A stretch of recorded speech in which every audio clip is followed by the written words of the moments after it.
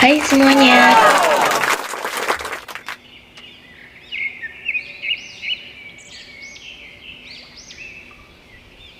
Assalamualaikum warahmatullahi wabarakatuh. Gimana kabarnya nih? Semoga sehat selalu ya. Pertemuan kali ini kita akan membahas mengenai materi lembaga negara. Masih ingatkah kalian dengan Yudi Kemunas, yaitu legislatif, eksekutif, yudikatif, 3 macam kekuasaan menurut pendapatnya Montesquieu? Atau masih ingatkah mengenai kekuasaan secara horizontal, di mana ada 6 macam kekuasaan yang kedudukannya itu sederajat, setara, satu sama lainnya? Nah, materi kali ini merupakan kelanjutan dari materi bab 1 yang lalu. Jadi, kalau materi bab 1 itu kalian sudah bisa menguasai dengan baik, maka anggaplah itu sebagai modalnya untuk kalian meneruskan ke materi bab 2 ini. Lembaga negara merupakan salah satu subbab dari KD3.2, di mana kita akan mempelajari mengenai ketentuan Undang-Undang Dasar Negara Republik Indonesia, yakni ada selain lembaga negara itu ada wilayah negara, warga negara dan penduduk, agama dan kepercayaan, dan juga ada pertahanan dan keamanan. Lembaga negara yang akan kita bahas di sini terkait dengan hasil amandemen Undang-Undang Dasar 1945 yang keempat. Kalau kalian punya undang-undang tersebut, silahkan bisa kalian buka dan kalian cermati pasal-pasal yang terkait dengan lembaga negara berikut.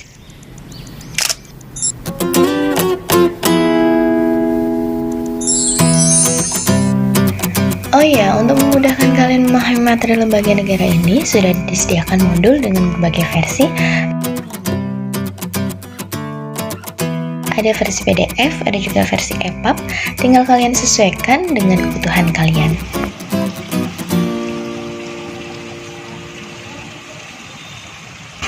Biar nggak makin penasaran, mending langsung kita mulai aja yuk pembahasannya. Jangan lupa siapkan buku dan alat tulis kalian, serta berdoa terlebih dahulu sebelum kita mulai pembahasan kali ini, supaya nanti kalian bisa lebih mudah memahami materinya. Coba perhatikan gambar berikut ini.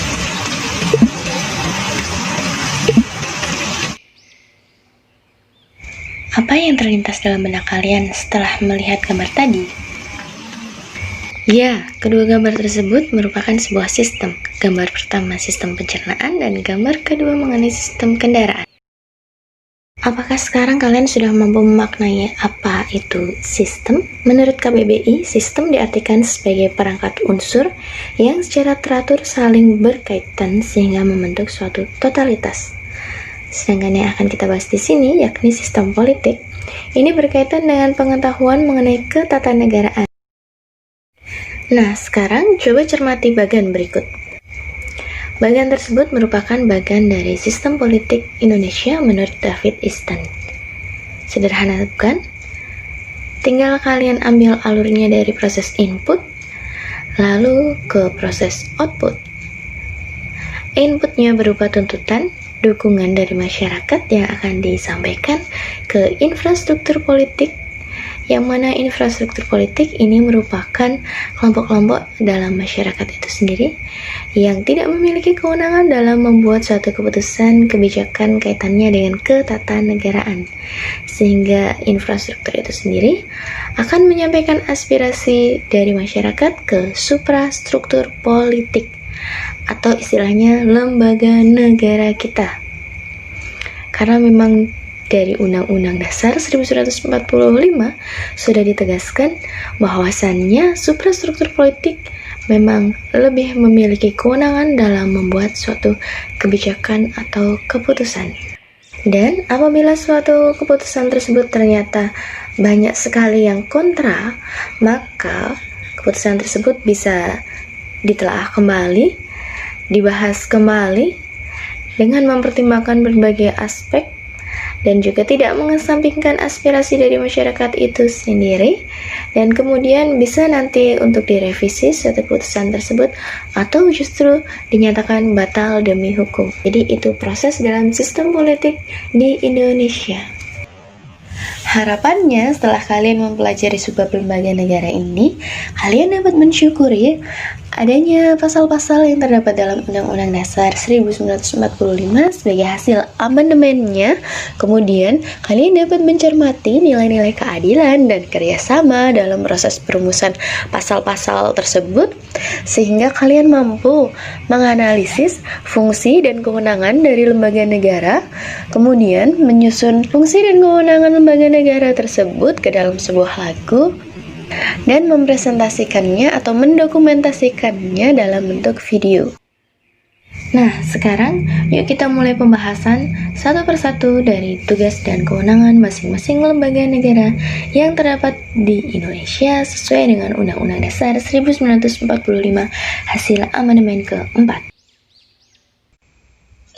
Dimulai dari bagian ini menunjukkan bahwasannya lembaga-lembaga negara di Indonesia kedudukannya sederajat, setara. Tidak ada yang bisa menjatuhkan satu sama lain hanya berdasarkan faktor suka atau tidak suka. Dan ini berdasarkan hasil amandemen Undang-Undang Dasar 1945. Karena kalau dibandingkan dengan yang sebelum amandemen Undang-Undang Dasar 1945, ada istilah lembaga tertinggi negara. Jadi ada salah satu lembaga negara yang kedudukannya lebih tinggi dibandingkan dengan yang lainnya, sehingga bisa menjatuhkan sewaktu-waktu lembaga negara yang lainnya. Di sini ada Presiden. Presiden Republik Indonesia memegang kekuasaan pemerintah menurut Undang-Undang Dasar 1945 dan di sini terdapat pada pasal 4 ayat 1. Jadi kalau kalian saat ini lagi buka Undang-Undang Dasar, bisa sambil dibuka, dicari pasal 4 ayat 1-nya ya. Nah, kedudukan Presiden di Indonesia saat ini yakni sebagai kepala negara sekaligus sebagai kepala pemerintahan. Karena di Indonesia menerapkan sistem pemerintahan yang presidensil, sehingga kedudukan presiden ini dua sekaligus ya, kepala negara dan kepala pemerintahan. Nah, kemudian di sini ada kewenangan presiden sebagai kepala negara, ada juga sebagai kepala pemerintahan. Intinya, kalau yang terkait dengan kepala negara itu biasanya akan berhubungan dengan negara lainnya, jadi skalanya sudah internasional ya. Tapi kalau yang kepala pemerintahan itu dari dalam negerinya, membuat undang-undang, mengajukan rancangan undang-undangnya, terus mengangkat memberhentikan menteri-menteri, ya juga kaitannya dengan menetapkan hakim agung. Sedangkan kalau yang terkait dengan kepala negara itu ada menyatakan keadaan bahaya, membuat suatu perjanjian, bisa juga memberikan gerasi, rehabilitasi, amnesti, dan abolisi berdasarkan pertimbangan lembaga negara lainnya. Intinya itu tadi. Nah, kemudian di sini ada MPR. Di sini ada bagiannya ya. Anggota MPR terdiri dari DPR dan DPD dan ditegaskan pada pasal 2 ayat 1 Undang-Undang Dasar 1945.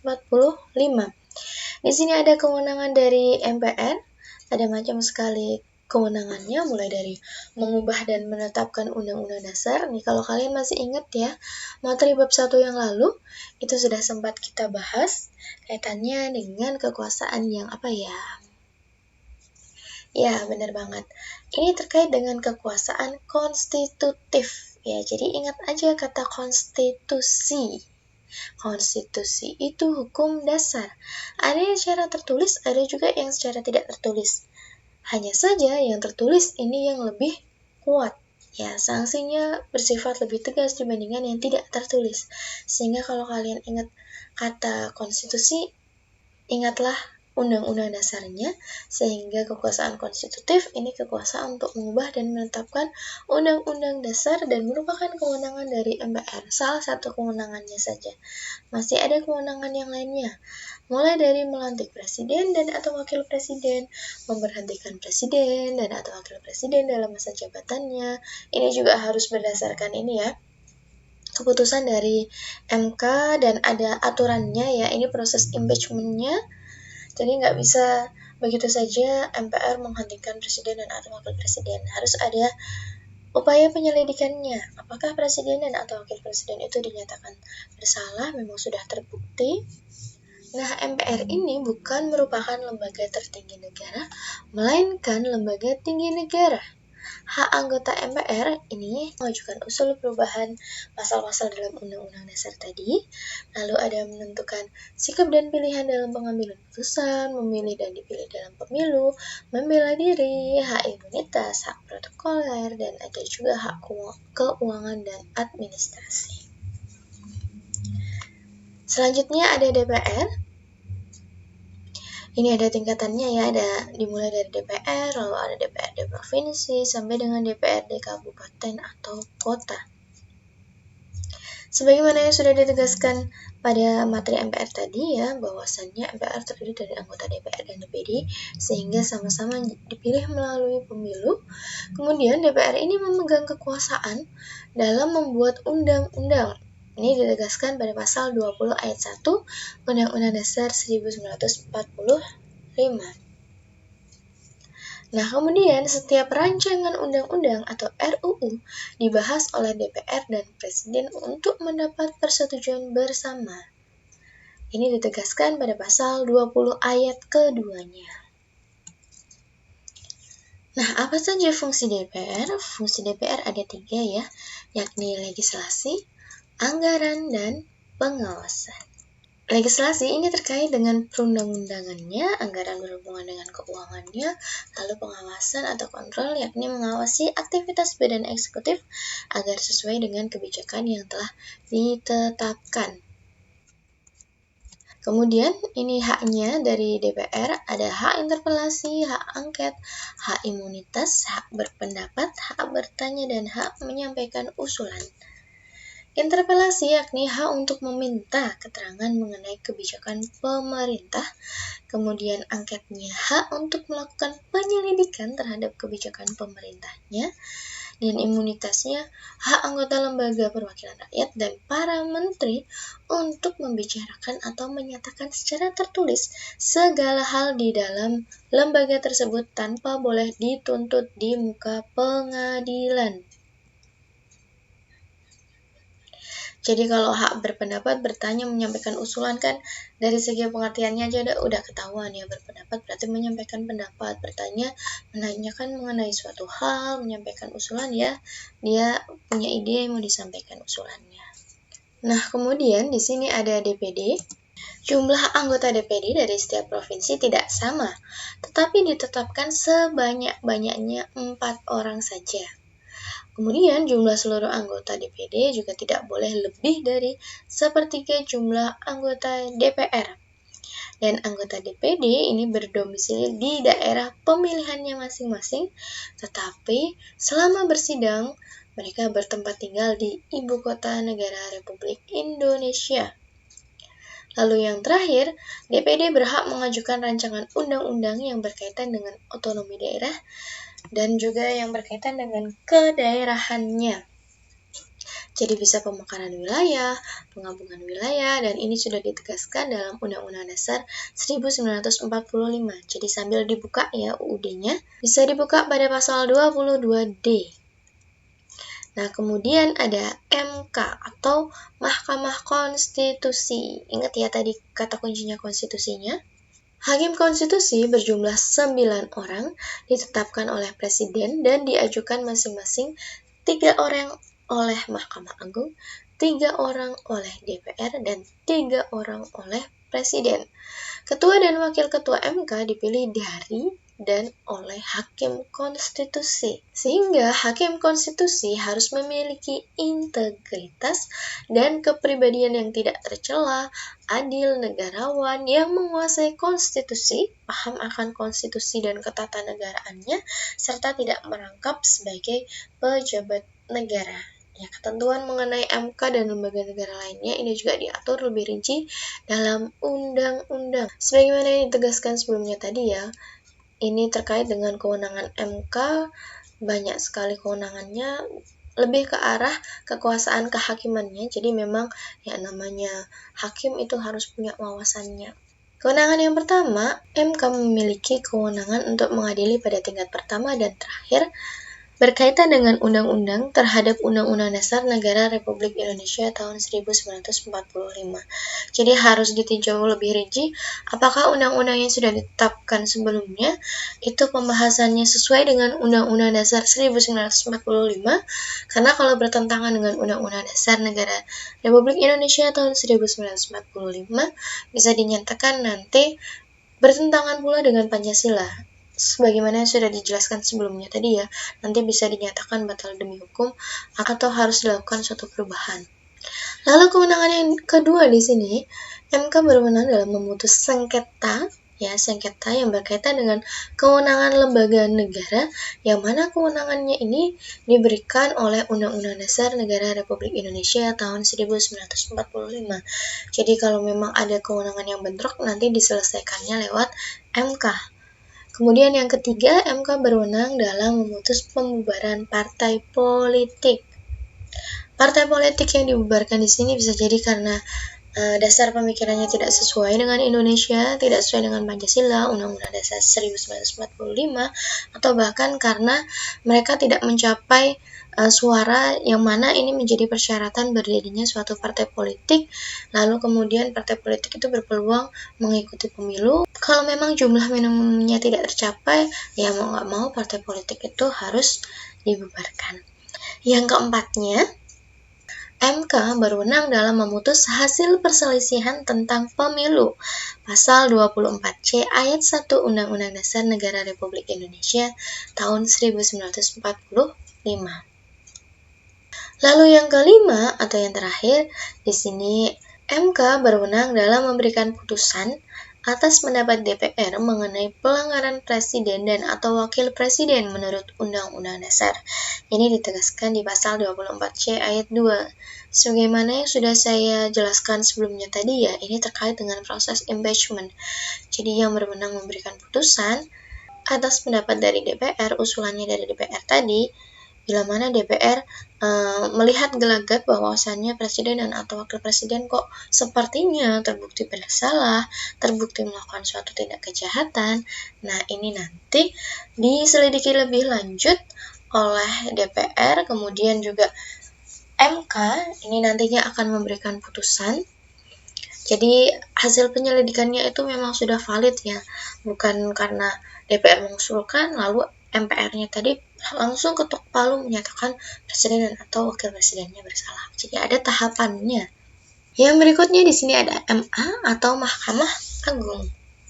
Hakim Agung harus memiliki integritas dan kepribadian yang tidak tercela, adil, profesional, dan berpengalaman di bidang hukum. Kemudian, calon Hakim Agung di sini diusulkan oleh KY atau Komisi Yudisial kepada DPR untuk mendapatkan persetujuan dan ditetapkan oleh Presiden. Lalu ketua dan wakil ketua MA dipilih dari dan oleh Hakim Agung itu sendiri. Di sini ada kewenangan MA. Kewenangannya hampir mirip dengan MK. Salah satunya terkait dengan menguji peraturan perundang-undangan nih. Tapi menguji peraturan perundang-undangannya di bawah undang-undang terhadap undang-undang. Kalau si MK-nya tadi menguji peraturan perundang-undangan, undang-undang khususnya ya terhadap Undang-Undang Dasar 1945. Yang ini di bawah undang-undang. Jadi ingat hierarki peraturan perundang-undangannya ya. Materi tata urutan peraturan perundang-undangan biar nanti kalian nggak mubeng, biar lebih jelas lagi. Lalu ada juga mengadili pada tingkat kasasi terhadap putusan pengadilan di bawahnya. Tadi kan ada bagannya, nah itu pengadilannya apa saja. Nah ini ranahnya MA. Kemudian ada kewenangan lainnya juga yang diberikan melalui undang-undang, sebagaimana lembaga negara yang lainnya ya, ada undang-undang khususnya yang membahas mengenai lembaga negara tersebut. Dan yang terakhir, melakukan pengawasan tertinggi atas perbuatan pengadilan di bawahnya. Kemudian di sini ada BPK. Anggota BPK dipilih oleh DPR dengan memperhatikan pertimbangan DPD dan diresmikan oleh Presiden. Pimpinan BPK dipilih dari dan oleh anggota BPK. Serta yang ketiga, BPK berkedudukan di ibu kota negara dan memiliki perwakilan di setiap provinsinya. Nah, ketentuan lebih lanjutnya mengenai BPK ini diatur melalui undang-undang dan ditegaskan pada pasal 23G ayat 2. Kemudian tugas BPK, yang pertama melakukan pemeriksaan atas pelaksanaan APBN, Anggaran Pendapatan Belanja Negara, dan APBD, Anggaran Pendapatan Belanja Daerah, dan pengelolaan keuangan dan kekayaan negara dalam arti yang luas. Kemudian juga hasil pemeriksaan tersebut dilaporkan kepada DPR, DPD, dan DPRD. Ini yang akan dijadikan sebagai bahan penilaian atau pengawasan dalam pembahasan RAPBN periode berikutnya. Dan yang terakhir, objek pemeriksaan meliputi lembaga negara atau pemerintahan, organ, atau subjek hukum perdata. Jadi benar-benar harus diteliti ya, penggunaan anggaran tersebut tepat sasaran atau tidak, atau bahkan adanya perilaku atau indikasi yang cenderung korupsi. Nah, ini nanti diperiksa oleh BPK, kemudian nanti ranahnya KPK yang akan memeriksa lebih lanjut. Nah, berikutnya ada KY atau Komisi Yudisial, ini yang terakhir ya, lembaga negara yang terakhir. Yang pertama, anggota Komisi Yudisial terdiri atas seorang ketua merangkap anggota, seorang wakil ketua merangkap anggota, dan 7 orang anggota. Jadi totalnya ada 9 anggota. Lalu masa jabatan anggota Komisi Yudisial ini 5 tahun. Wewenangnya yang pertama mengusulkan pengangkatan hakim agung, dan yang kedua menjaga dan menegakkan kehormatan, keluhuran, martabat, serta perilaku hakim tersebut. Intinya materi lembaga negara ini merupakan kelanjutan dari materi bab 1 yang lalu, bahwasannya kita sudah pernah mempelajari macam-macam kekuasaan secara horizontal.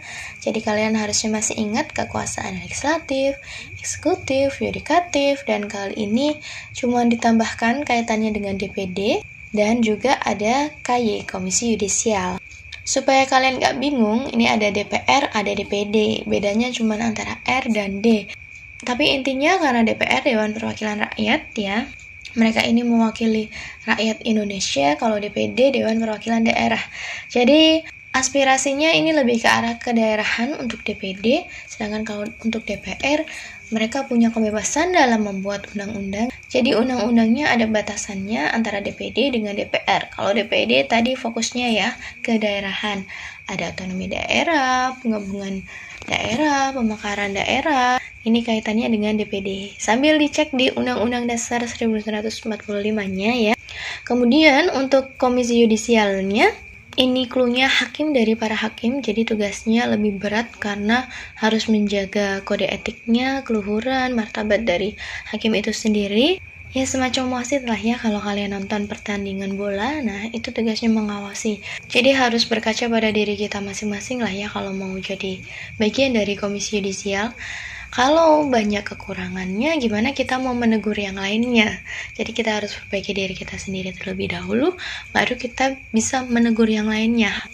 Sedangkan untuk presiden, itu memiliki kedudukan sebagai kepala negara sekaligus kepala pemerintahan, tugasnya juga sedemikian banyaknya sehingga butuh yang namanya Kementerian Negara. Ini juga pernah kita bahas di materi bab 1 yang lalu ya. Terus MPR-nya tadi ini anggotanya terdiri dari anggota DPR dan DPD-nya, kewenangannya lebih ke arah mengubah dan menetapkan undang-undang tersebut. Sedangkan untuk MA dan MK biasanya yang sering ketukar itu dalam hal menguji peraturan perundang-undangan. Jadi intinya kalian ingat kata konstitusi ya, konstitusi, Mahkamah Konstitusi. Berarti yang diujikan menguji undang-undang terhadap undang-undang dasar. Ya, konstitusi negara kita secara tertulis kan undang-undang dasar. Menguji undang-undang terhadap undang-undang dasar 1945 ini merupakan kewenangan dari MK. Salah satu kewenangannya ya.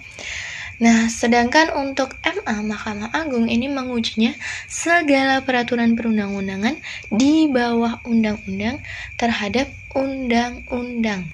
Semoga nggak ketukar.